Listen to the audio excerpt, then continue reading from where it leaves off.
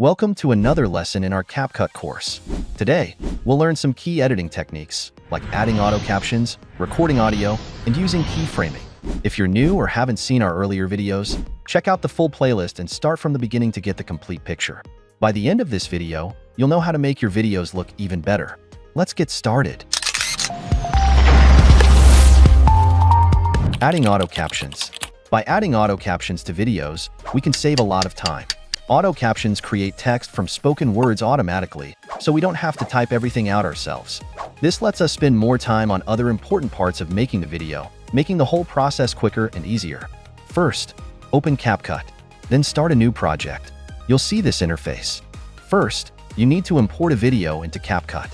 Click on the Import button. You'll see this interface. Select your video files and double-click on them. Then drag and drop the video onto the timeline.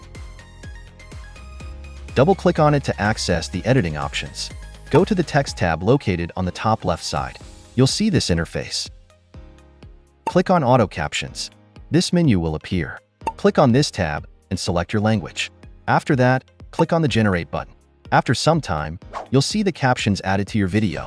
After adding the captions, you can edit them. CapCut allows you to edit captions within the editing panel. First, I'll click here and change the captions font. With this slider, you can increase or decrease the scale of your captions. These options allow you to bold, underline, and italicize your captions. CapCut also allows you to change the captions color. To change the color of the captions, click here and select any color according to your needs. I selected red. You can see I have changed the caption color. After that, click on the Templates button.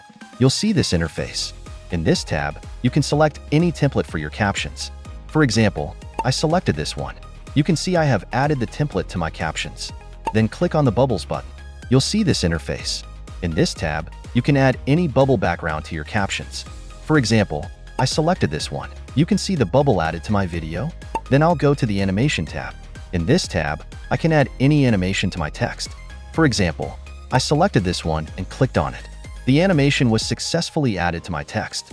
Then I have a Captions tab appear on the top left side in the editing panel. In this tab, I can edit any caption.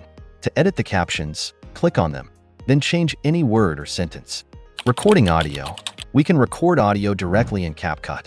This lets us add voiceovers or sound effects to our videos without using another program. It makes editing easier and faster by keeping everything in one place. To record your audio in CapCut, first, drag and drop the video onto the timeline.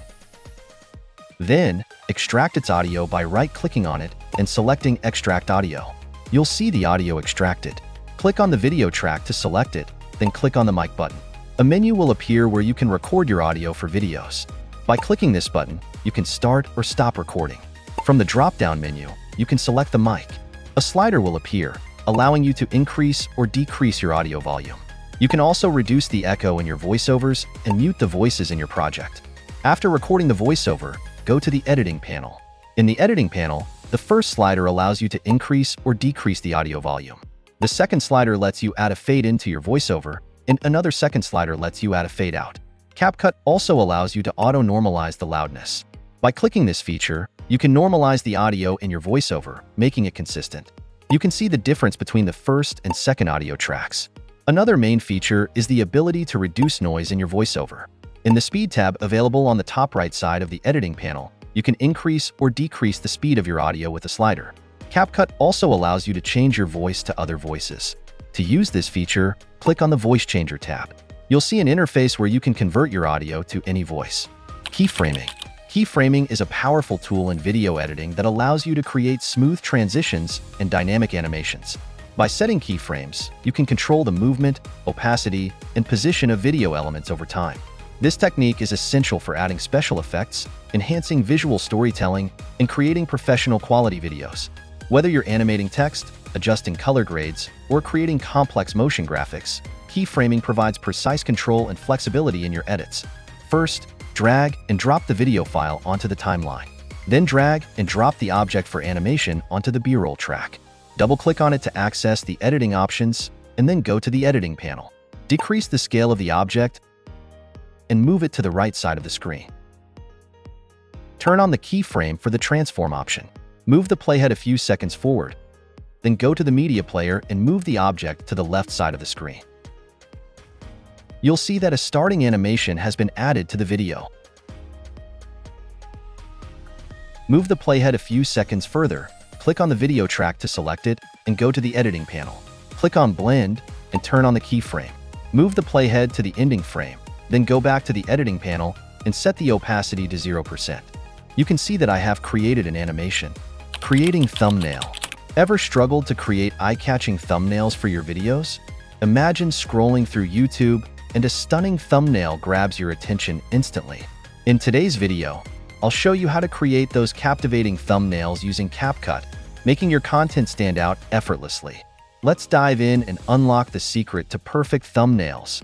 First, click on this cover tab. Then you'll see this tab. In this tab, we will create a thumbnail or video cover for your project. This will automatically add a background picture to your video. Here you have a Templates tab folder available on the left side of the screen. In this tab, you can use any template in your thumbnail. Then you have a toolbar available on the left corner side. Go to the Text tab located in this toolbar. You'll see this interface. In this tab, you can select any text for your video.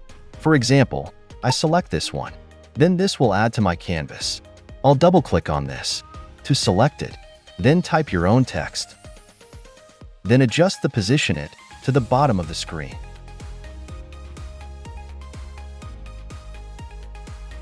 Then click on this background image. Then go to the Effects tab, located on the right side of the canvas. Then click on this blur effect.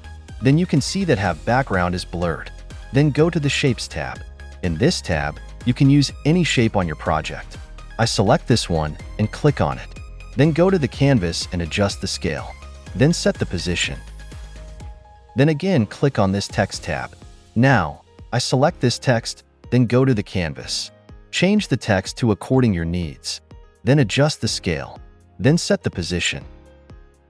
Then go to the Stickers tab. In this tab, you can select any sticker for your projects to look more amazing. I select this one, then adjust the scale. Then set the position. You can see the final results. After that, you can save this cover on the video. Thank you for watching. If you enjoyed this video and found it helpful, please give it a thumbs up and subscribe to the channel for more great content.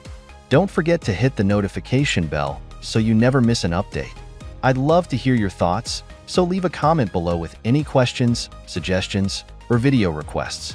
If you want to stay connected, follow me on social media platforms for more tips, behind-the-scenes content, and updates. Check out my other videos for more awesome tutorials and tips. Until next time, keep creating, stay inspired, and I'll see you in the next video. Thanks again, and take care.